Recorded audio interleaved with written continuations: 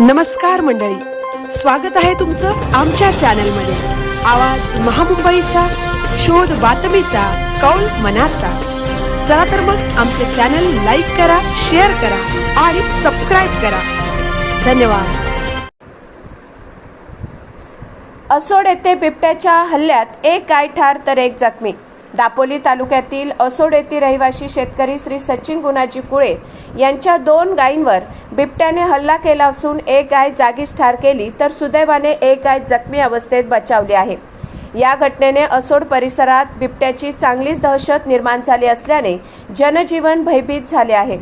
श्री सचिन कुळे यांनी आपली जनावरे नेहमीप्रमाणे दिनांक 24 जून रोजी सकाळी गावच्या विहिरीकडे चरावयास सोडली होती। त्यातील एक गाय जखमी अवस्थेत संध्याकाळी घराकडे परतली तर तिच्याच बरोबर असणारी दुसरी गाय पुन्हा घराकडे आली नाही।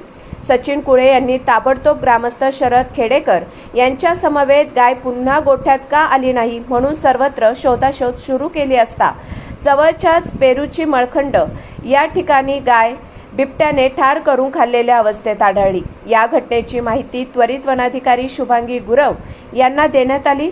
सदर घटनेचा ग्रामस्थांसमवेत पंचनामा केला असून जखमी गायीवर उपचार सुरू करण्यात आले आहेत।